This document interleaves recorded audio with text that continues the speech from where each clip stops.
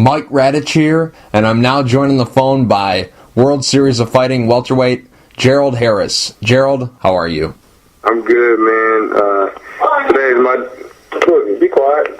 Sorry, kids. Today's my daughter's 3rd birthday, so I'm actually prepping for a birthday party. I got a little princess birthday cake, and I'm doing a lot of non-manly things right now. Gerald, at this point, we're only about 2 weeks out from the fight. How important is that for you to kind of mix up things and, keep your mind off fighting? How important is it to have, family around and do fun things to keep your mind off the task at hand? You know what? Being busy helps you from overthinking. You know what I mean? Because all you do is sit around thinking about what could happen during the fight. So I keep myself busy, but not on purpose. I see. Now, Gerald... It does help. So, yeah, it does help. Now, Gerald, where exactly are you training in preparation for this fight? Because I've seen a few things on the databases. They have your gyms, basically everywhere. So where exactly do you train, and where are you preparing for this fight? I love it, man. I'm kind of old school, kind of like Ali, man. I just run my own camp. I bring guys in from out of town, and then, I go to other gyms, and I get a little bit of everything. You'd be surprised at how many people I've trained with.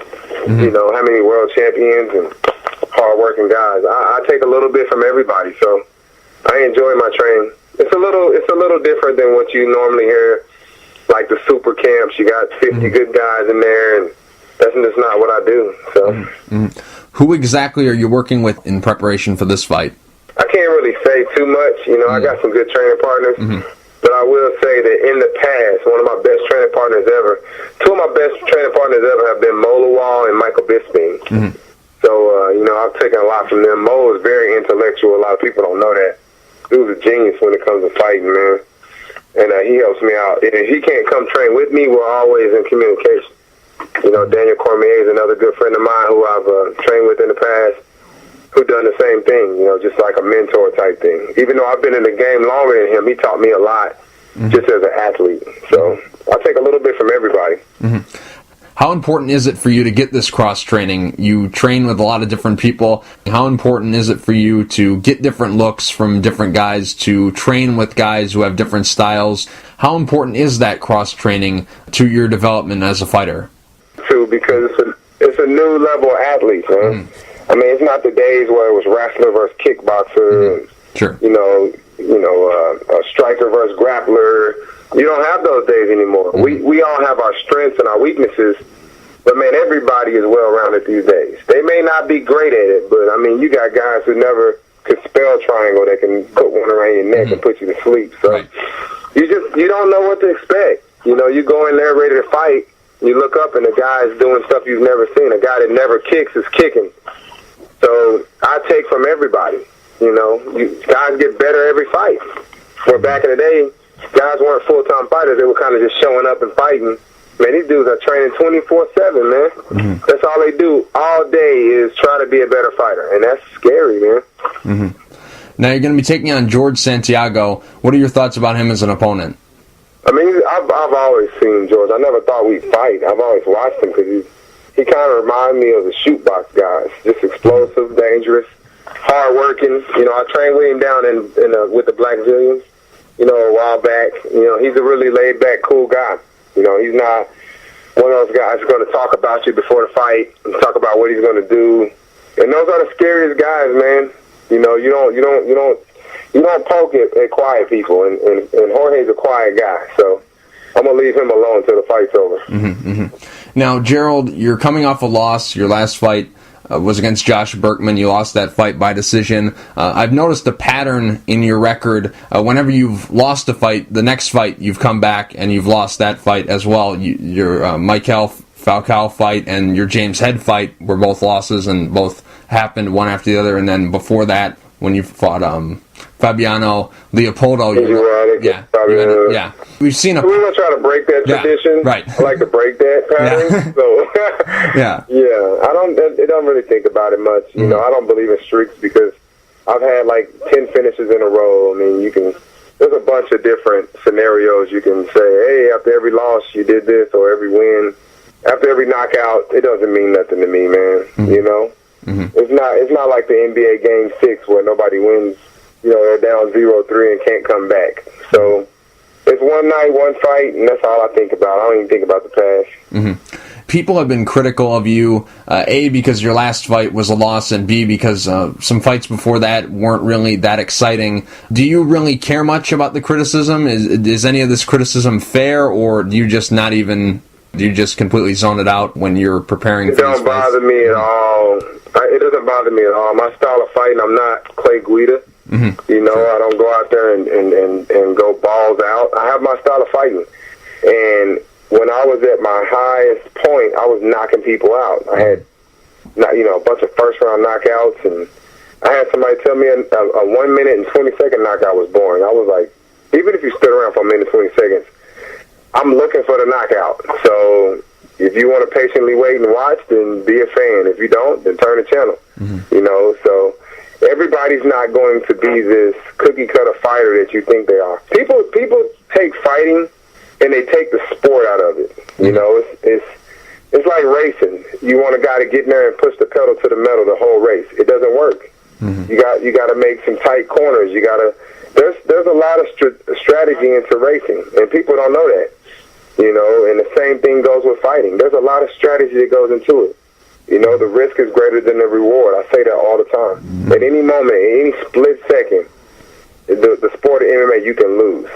Like in a race, if at any moment somebody passed you, the race was over, it would be a totally different race. If basketball, if they made one three-pointer and the game was over, it would change the whole game of basketball. You know what I mean? You wouldn't leave a guy open for a three-pointer. You shut him down. So in MMA, people have to respect the fact that at any point in this fight, we can lose. So whatever our strengths are, my strength is wrestling. I will wrestle the hell out of you. I don't care how entertaining it is to get that win, My job is to compete. Entertainment does come along with competing, but I see myself as like an NFL, NBA athlete. I'm out there to win. I don't, if I get a dunk here and a layup, something special or something entertaining along the way, that's good. But as far as me and my style, it's not going to change, Does it get old? Does it get annoying when you hear fans talk about, well, you haven't finished, or let's see a finish, or can you be a little bit more exciting? Does that just make you completely irritated hearing that? No? To me, someone who's never fought in their life telling me to be more exciting is like me yelling at the president. And I haven't read the Constitution. So I respect what they say because we are out there to please the fans, but at the same time, you got to understand, man, I yell at the TV all the time when I watch sports. Right. But that's just my opinion. That's how I feel. But these people really got brainwashed themselves to think that that's how it really supposed to go. Two athletes going out there and just punching the hell out of each other is not entertaining. If it was, MMA would be the #1 sport in the world. What's going to make MMA the #1 sport in the world is we got to get fans to know our athletes. That's it. It's not exciting fights. There's a bunch of exciting games in the Canadian Football League. Do you see them on ESPN? Do you see them on Channel 2? No, you don't. Nobody cares. Not here. Once we get to know our athletes, then the sport will be more exciting. GSP, people say he's boring, but he's one of the top pay-per-view artists because everybody knows who he is. It's not about spinning elbows and knockouts. It's about our fans getting to know the athletes. Two guys you don't know punching each other in the face look like a bar fight. I'll watch it, that's cool, but I'm going to forget the names in an hour. So we got to get fans more knowledgeable of our athletes, and we'll get there one day. We'll get there. You seem to deal with the criticism well. Is that, in part to being a stand-up comedian? Because there's always, the hecklers out there and the people who, I could do that. I could be funnier than this guy. Does that help you, coming from a world where, everyone thinks that they can do what you do? Yeah, it helps a little bit, but it's a different type of criticism. Sure. Because this is the thing. Your defense can't always be, you're not a fighter. Because there's guys that can't fight, but they can, Greg Jackson can't fight, sure. Right. But he sure as hell can coach you and tell you how to fight. So I don't really use that defense. But I had a guy who had never been in a street fight in his life telling me how to take a punch, and I was like, dude, shut the hell up. That's when it goes too far. Yeah. Or when people tell you what you should have did, that's really annoying. So I just worry about me. I take care of myself. And I know that with time, and it's going to be by the time I retire, that MMA is going to be on another level, man. It's going to be up there one day. Mm-hmm. And it's when we don't have a feeder program. We don't have a college. Like there's no. If there was MMA in colleges like Oklahoma versus Oklahoma State, could you imagine a Michigan versus Ohio State MMA match? It would be sold out. Mm-hmm. And then these guys go on to the UFC, Bellator, World Series, whatever. That's when our fan base will be incredibly strong. But right now, you just got a bunch of guys coming in. Nobody knows who they are except for the local people. You know, trying to make a name off each other. Yeah. So it's dog eat dog right now. You know what I'm saying? Mm-hmm.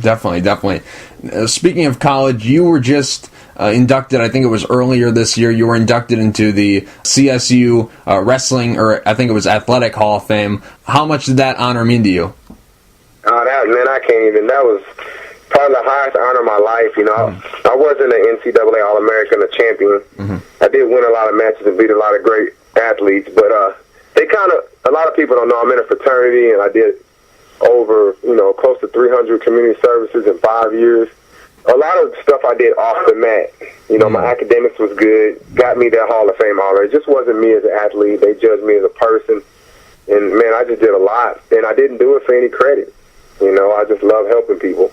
I run my own nonprofit organization now, my own youth wrestling team, and I love it. I just love helping people. So for somebody actually to appreciate me and give back, I was so happy. My mom flew out there, and it was great. So it's the highest honor I've ever had in my life. Mm-hmm. Definitely. Well, congratulations on that. Gerald, World Series of Fighting, a very new organization. This is only their fourth show. You fought for a lot of big shows. How do they compare? How are they treating you? And how do they compare to the other MMA shows that you fought in? Obviously, they're still a very young organization, but how are they doing? It's good. I love it. I don't fear it. It's kind of legacy in World Series is the best I've ever been treated as far as a fighter. Mm-hmm. I don't feel like I'm gonna lose my job. I feel like I'm fighting for myself and the organization, and that's a good thing. My this is the thing that people understand is I'm a father of four, and not an excuse to not be exciting, but my job is to win. And I have to make a name for myself, so I got to beat some good name guys. I pray that it's an exciting fashion and people tune in to see me next time. But I got 4 kids at the house, and if I go out there and do something stupid and I get hurt, I get injured, I lose, I've taken steps backwards. So with MMA World Series, I don't fear losing my job. I feel like I can go out there and kind of take more risk. I can give myself more to them because they're not going to punish me so hard for making one mistake. You know what I mean? Definitely. In the world of MMA, you can't make a lot of mistakes. But I just love fighting for them. When my body tells me to slow down, I'll retire. But until that day, I'm going to be with World Series until I hang the gloves up. Mm-hmm. Your last fight, obviously being a loss, where do you think this fight puts you? Is it, a fight where you can, if you are on the winning end and you do put on a good performance, is this something that gets you right back into the mix? Or is it just you're looking at this fight as maybe a win here is just the right step in the right direction? What exactly is at stake for you in this fight? Man, I just want, it's going to sound so crazy. I hate losing. I love winning. I really just want to perform well. That's all I'm focused on. I'm not worried about a title shot. I'm not worried about the money, although I need it, every penny. I'm worried about performing well. I want my boss to be happy. I'm not kissing ass because, trust me, they're cool, And they told me my job is secure. I really want to go out. I feel like it's a comedy show, and I'm not making a joke of the situation because there's nothing funny about my opponent. I feel like I'm going to perform. I really do. And I haven't felt like that in the past. I felt like I had to win, or my back was against the wall, or just, it was a different mentality. I'm going into this fight, and I feel like I'm about to go perform for this audience, for the TV, for my boss sitting ringside, for whoever. And I haven't felt like that in a long time, and I can't wait to fight. I've never wanted to fight so bad. I want to get on, like when I do comedy, dude, you should see me backstage. I'm pacing back and forth, I'm drinking water, and I step on that stage, and it's like fire coming out my eyes, man. And that's how I feel for this fight. I haven't wanted to fight this bad in a long time. And it doesn't matter who's standing across from me, how good they are, what the name is, or if it's a title shot on the line. I just want to fight. I want to perform for World Series, man. They treat me good, and I'm going to try to, return the favor by putting on a good fight. We mentioned earlier that you had a loss and then you'd followed up with another loss. How do you break this streak? How do you defeat George Santiago on August 10th? Man, I'm trying not to use the cliche stuff, is you have to do everything you did in training. You cannot. The only thing I can control, the absolute only thing I control is how I perform. I cannot go out there and guarantee victory. I cannot go out there and guarantee I'll lose. All I can say is I'm going to go out there and just do what I do. You know what I'm saying? I'm going to give it all I got. I'm going to throw down. And our goal is to go on top. That's what we want to do, is to win. Our goal is to win. We have game plans. We train our ass off. And that's all. But that's the absolute only thing I can control is the way I perform. People had injury. At my last fight in the first round, I tore my MCL. I couldn't bend my knee the whole fight. And I couldn't control it. Coach was like, don't shoot. I couldn't shoot. And he's like, all right. I broke my hand one time when I fought. I broke my hand in the first round against two guys. I broke my hand in Legacy against, what's his name? The Bronzolis. Yep. So I had to do knees, elbows, and kicks. And then I broke my hand against Big Ruiz. And I had to throw straight lefts the whole fight. So you got to be prepared for everything. And that's pretty much all it comes down to, is be prepared for everything. And if I am, I'll come out on top. Gerald, real quick before I let you go, do you have any sponsors you'd like to thank, and is there anything you'd like to say to the fans? Yeah, I got a lot of sponsors. I just want to thank all the fans, man. And it's the good ones, the bad ones. I don't care. As long as you're tuning in, hey, you can tune in to watch me win or tune in to watch me lose. But support MMA. You want to see better fights. You want to see whatever you want for MMA. It's in their hands. The fans control the sport. They do. Without them, we don't have anything. If they don't watch, then we lose our jobs. So we have to respect that. I do today is my daughter's 3rd birthday party, and I'm in about 20 minutes. So I want to give my Corey Melissa Harris a birthday shout out. She's named after my brother that passed away.